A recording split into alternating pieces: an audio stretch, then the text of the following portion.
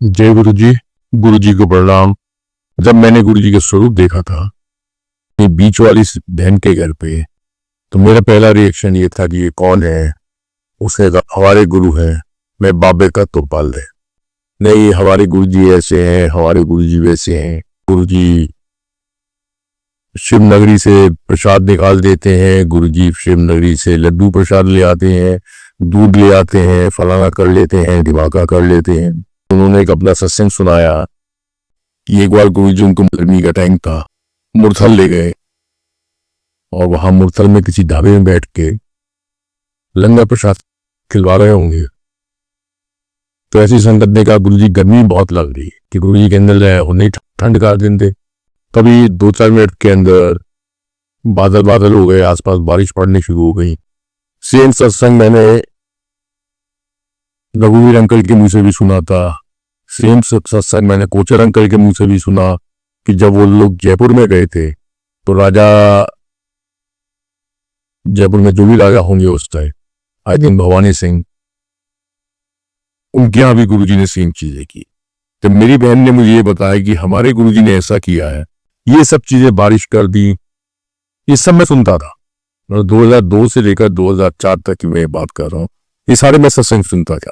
जैसे गुरुजी कहीं बैठते थे तो पानी उनको नहीं छूता था, ये भी मैं सुनता था। गुरुजी ने बारिश कर दी, ये भी मैं सुनता था। गुरुजी ने कुछ आसमान से निकाला, आसमान से लड्डू आ गया, आसमान से ये आ गया, वो गरम गरम था, ये भी मैं सुनता था। ये सब चीजें सुन के मैं उनको यही समझाने की कोशिश करता था, मैं यार तुम सब लोग पागल हो, ना समझो, इंटेलिजेंस नाम की चीज नहीं तुम्हारे पास। एक जादू के शो में आप चले जाओ, जादूगर इससे बड़ी बड़ी चीजें दिखा दे। ये एक सिंपल ट्रिक्स है जो मैं उस टाइम बोलता था कि ये सिंपल ट्रिक्स हैं जो कोई भी बाबा थोड़ी बहुत सीख लेता है, वो अपने आप को गुरु और ईश्वर बनने की कोशिश करता। तो मैं तो भगवान को मानता ही नहीं,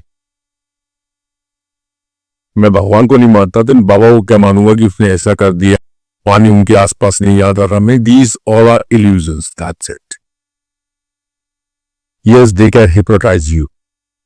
आप किसी जादू के शो में आप जब जाते हैं तो लाइव कैमरास चल रहे होते हैं। आप लोग समझदार हैं तो समझने की कोशिश करें कि जब आप किसी जादूगर के शो में जाएंगे, कभी भी जाएं, लाइव कैमरास चल रहे होते हैं, फिर भी ट्रिक्स उसकी जो है जो इल्यूजन्स क्रिएट करता है, वो किस लेवल का होता है, वो या हिप्नोटाइज करता है या वो मैस्मराइज करता है, वो इस लेवल का होता है कैमरा भी उस चीज को लाइव नहीं पहुंच। सुनेंगे don't teach me all these things कि तुम्हारा गुरु भगवान है। सारी दिमाग में मेरे साइंस भरी हुई थी, लॉजिक्स भरे हुए थे, क्योंकि मैं अपने आप को कुछ पढ़ा लिखा ज्यादा मानता था। 3 महीने के बाद गुरुजी ने मेरी सिस्टर से कहा था जब अपने प्राणों लेके मेरे को ला, क्योंकि इस 1 साल में मैंने कई लोगों के सत्संग सुने जो IIT के स्टूडेंट्स रहे हैं, कुछ डॉक्टर्स भी रहे हैं, इंटेलेक्चुअल क्लास के लोग भी रहे हैं। मैं सबको पागल हुई, पीछे सबसे बड़ा समझदार मैं ही। तो गुरुजी ने कहा अपने प्राणों लेके मेरे को ला, तेरे प्राण तेरे को लाना शुरू कर। 87 में मेरी और मेरी बहन की लड़ाई हो गई थी। उसके बाद से मैंने बहन के घर में जाना बंद कर दिया था और करीब करीब 15-16 साल मैंने राखी भी नहीं बंद। तो गुरुजी ने यही मेरी सिस्टर से कहा तेरे प्राण तेरे को लाना शुरू करता हूँ लाके मेरे को। मेरी बहन ने मुझसे कहा चलो गुरुजी के पास। मैं तू जान रहा तेरा बाबा यानी आपा नहीं करा।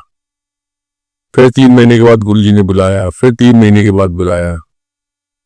फाइनली 5 जून 2004 को गुरुजी ने सिंपल मेरी सिस्टर से कहा उन खोते नु कहने की कोई लोड़ नहीं, खोता मीन्स मैं, गधा मीन्स मैं, खोते नु कहने की कोई लोड़ नहीं, और खोता आप ही छेती टूर के मेरे को लाओगा।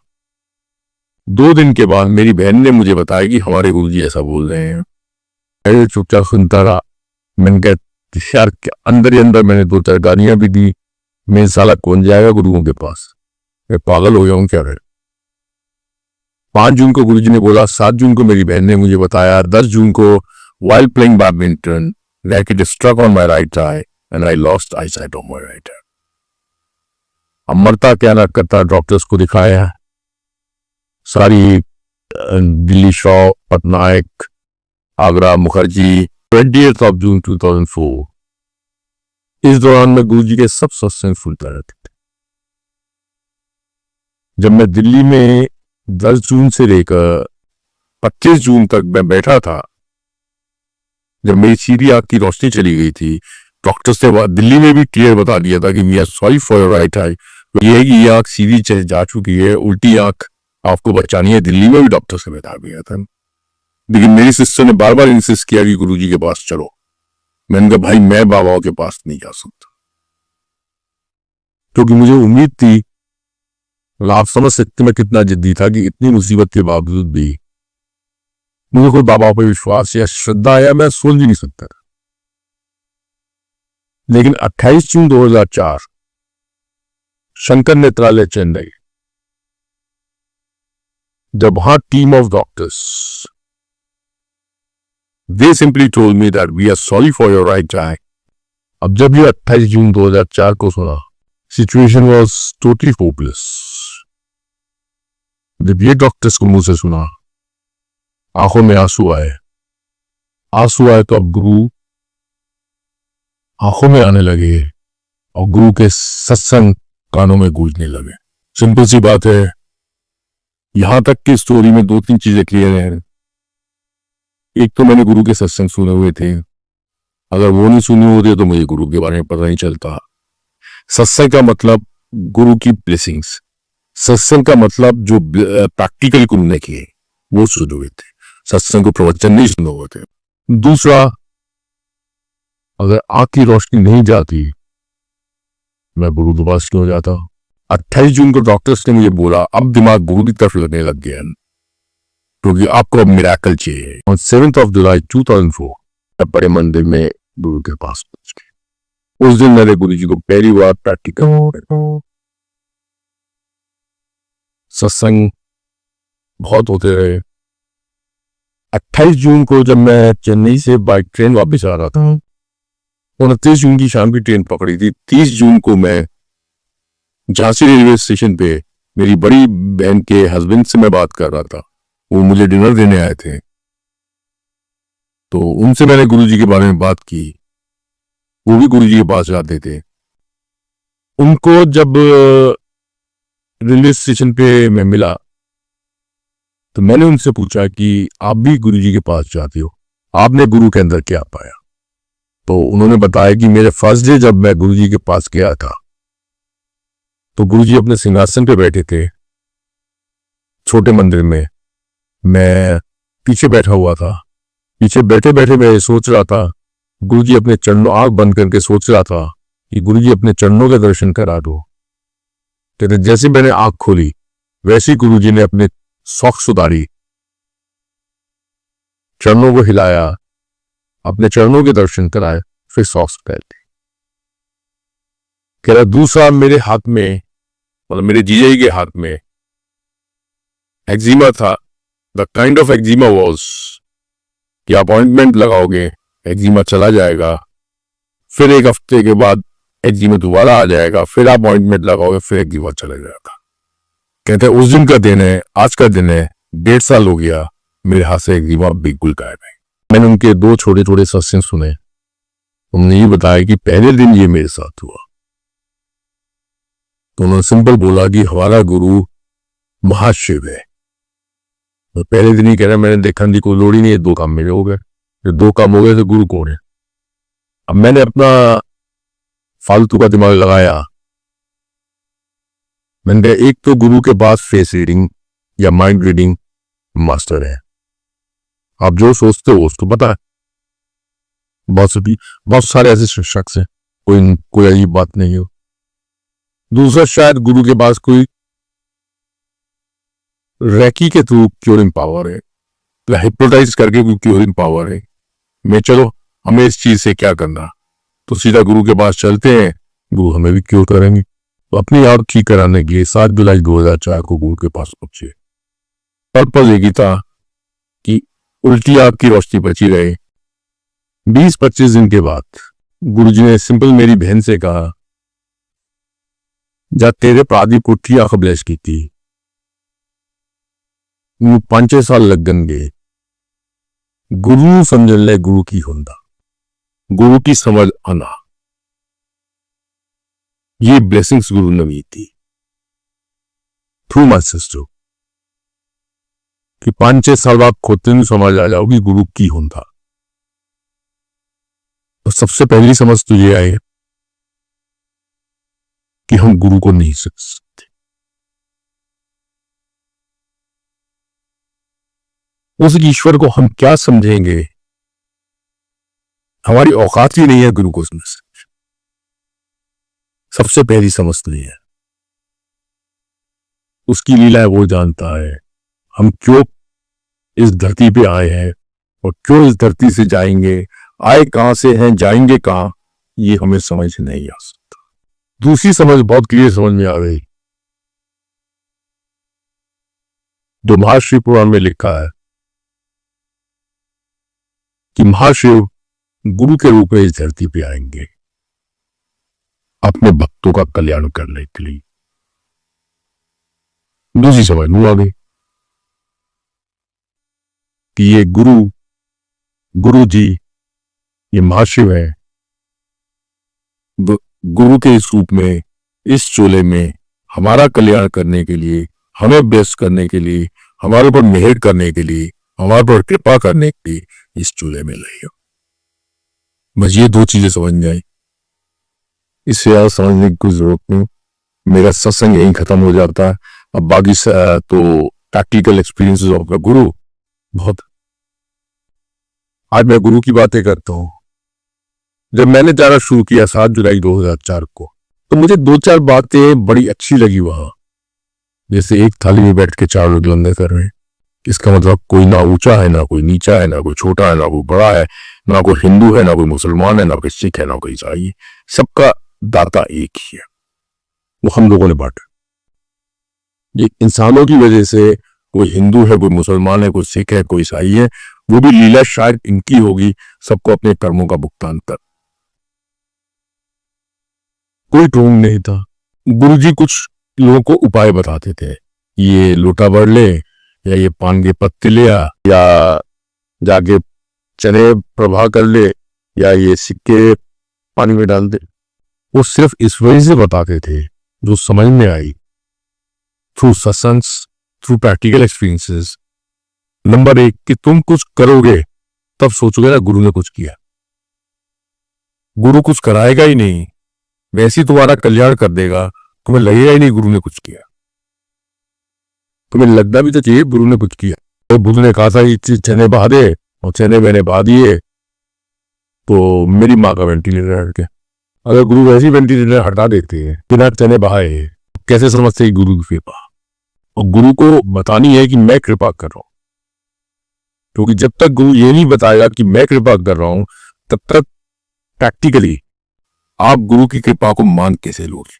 और जब गुरु की कृपा को नहीं मान पाओगे तो उनसे जुड़ोगे कैसे। जैसे मैंने भी गुरु जी के कई सत्संग सुने, अब क्योंकि मेरी आंख की रोशनी चली गई तभी मैं गुरु के पास आया, क्योंकि गुरु की कृपाएं मैंने सुनी हुई थी, गुरु की मेहर मैंने सुनी हुई थी, गुरु की ब्लेसिंग्स मैंने सुनी हुई थी। ये कहना गलत होगा मेरे मुंह से कि मैं ये कहूं कि मैंने गुरु के चमत्कार सुने हुए थे, ये अपने आप में गलत वर्ड है। मैंने गुरु की ब्लेसिंग सुनी हुई थी, वही मैंने कहा 2 चीजें समझ में आ गई।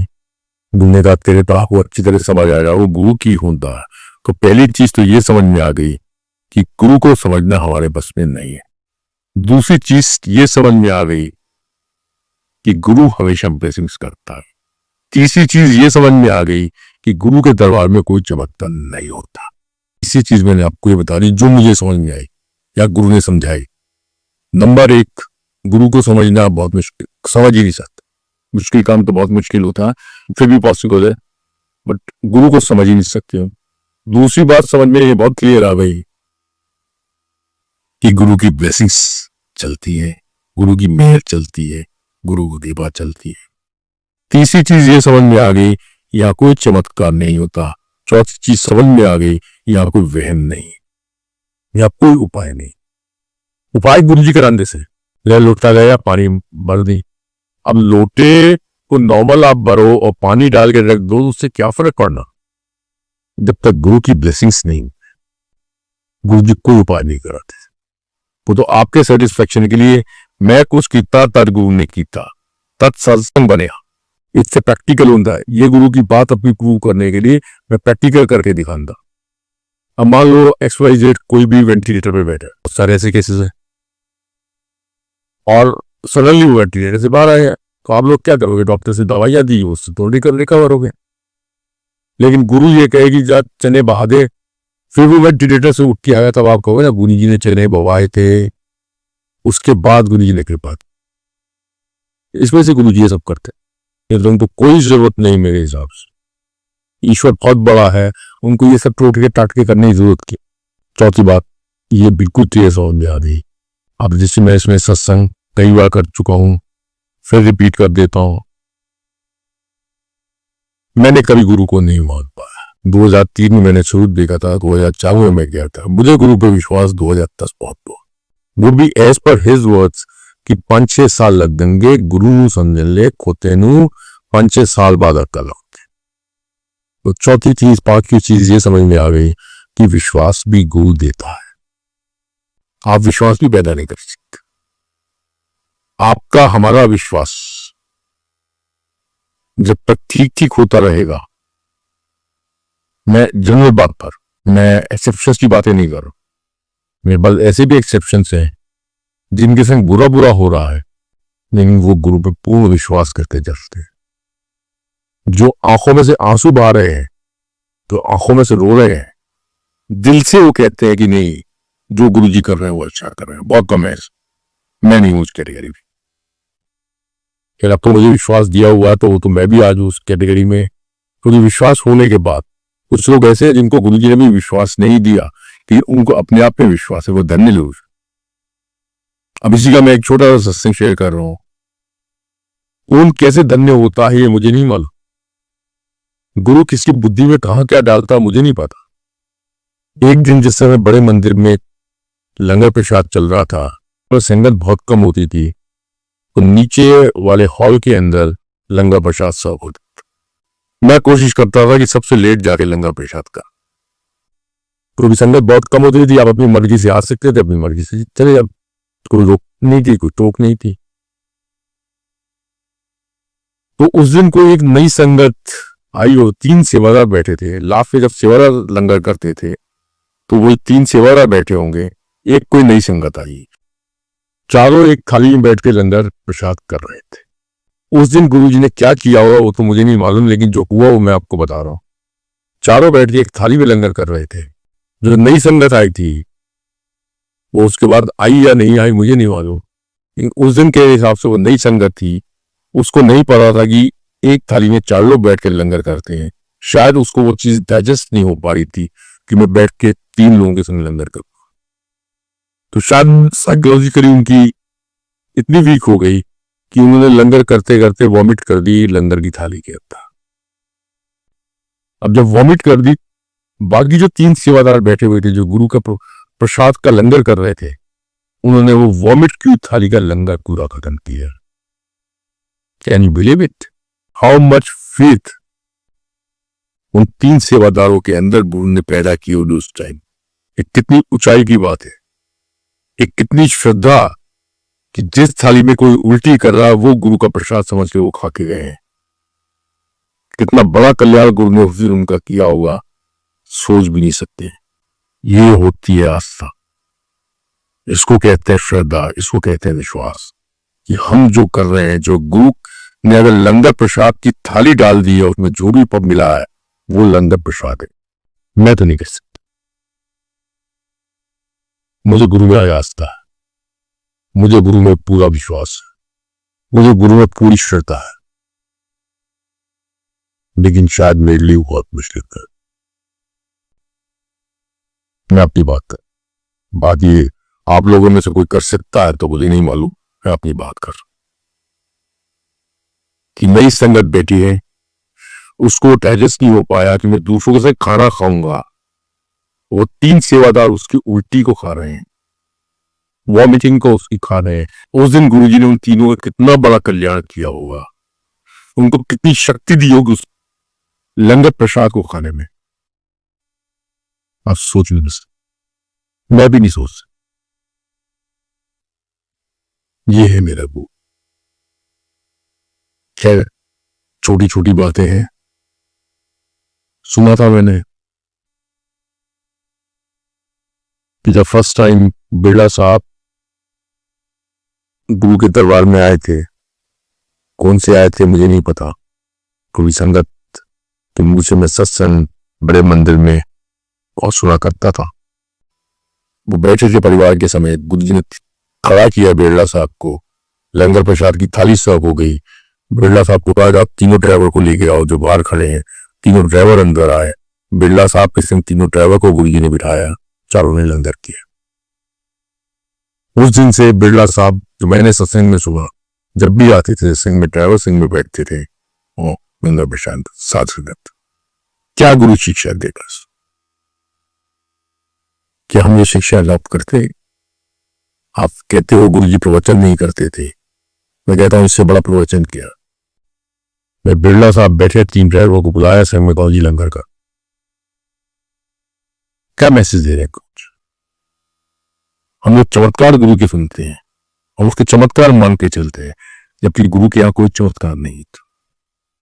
ऑल ब्लेसिंग्स, ऑल हिज कृपा, all his mayor. So don't say my Guru does चमत्कार। He only blessings always Guruji. He has never written anywhere चमत्कार always Guruji. He has only written blessings always Guruji. तो ये इसमें practically गुरु करके दिखा रहा है। बिरला साहब के तीनों ड्राइवर्स को बिठा रहा। अब मैसेज तो दे रहे, फॉलो आपको करना है या नहीं करना वो आपके ऊपर है। आप कर पाते हो या नहीं कर पाते हो आपको। खैर, to be very frank with you, very honest with you, मैं शुरू से अपने जितने भी फैक्ट्री में, मेरे ऑफिस में 10-12 लोग मेरे कर्मचारी आते थे, चाहे मैं गुरु के पास नहीं गया तो मैं उनके संग बैठ के दोपहर का लंगर प्रसाद खाता। आज भी मेरी आदत है, अगर मैं ऑफिस में बैठा हूं तो ऑफिस से जितने मेरे सहयोगी होंगे 3-4-5, उनके संग बैठ के ही लंगर कर। और आज भी मेरी आदत है कि मैं ड्राइवर के संग अगर मैं जा रहा हूँ कहीं, रास्ते में हम लोग कहीं खा रहे हैं तो हम दोनों एक टेबल में बैठ के ही खाएंगे। और एक प्लेट में नहीं खाते, लेकिन एक टेबल में बैठ के वह बात, उसी प्लेट से मैं एक कॉल ले लूं या मेरी प्लेट से वो एक वाला ले ले। ये गुरु की शिक्षाएं हैं, ये सॉलिड प्रवचन है, ये आपका नीवा बनाता। सो सबसे पहले तो अपने दिमाग से बिल्कुल क्लियर चीज निकाल दो कि यहां कोई चमत्कार था, यहां सिर्फ गुरु जैसे सकते। गुरु समय आपको शिक्षाएं देता है, प्रवचन नहीं करते थे लेकिन प्रैक्टिकल शिक्षाएं देता है। फॉलो करिए, जस्ट फॉलो, ट्राई टू। हर चीज नहीं फॉलो कर सकते, मैं भी मानता, बहुत सारी चीजें नहीं कर सकते, मैं भी जानता, बट जो भी आप कर सकते हो जरूर करो। फिर गुरु जी कहते सी गुप्त दान, गुप्त क्या, हम अपने दान का ढिंडोरा पीटते हैं, हम अपने ध्यान का दान कल पीटते हैं, ध्यान कल भी। सिंपल सत्संग, सिंपल लाइफ वो करो, बाकी गुरु भी छोड़ो। आपका लोभ भी गुरु ठीक करता है, गुरु आपका परलोभ भी ठीक, क्योंकि इस दीवार तो पीछे की तेन की पता, इस दीवार तो आगे की तेन की पता। ये गुरु जी चढ़ा करते थे अलग अलग मूड में, अलग अलग मोड में। ले इस दीवार तक की तेन की पता, ले इस दीवार के पीछे की तेन की पता। मतलब ये है कि तुम क्या करके आए हो तुम्हें नहीं मालूम, इस जीवन को कैसे जीना है तुम्हें नहीं पता, इस दीवार के आगे क्या तुम्हें क्या पता। बहुत क्लियर है कि तुम्हारा पीछा देखते हुए तुम्हारा ये जीवन भी गुरु सुधारेगा, तुम्हारा परलोक भी ठीक करेगा। और ये शक्ति सिर्फ और सिर्फ गुरु जी के अंदर है। God, Guru on duty. किसी ने पूछा गॉड क्यों अंदर, गुरु जी ने simply give this answer, Guru on duty is God. तो इस जीवन में तो जो भी करेगा वो अच्छा करेगा ही करेगा, इसके आगे का जीवन भी आपको अच्छा करेगा। इस कामना के साथ आज का सत्संग मैं विराम देता हूँ। जय गुरु जी।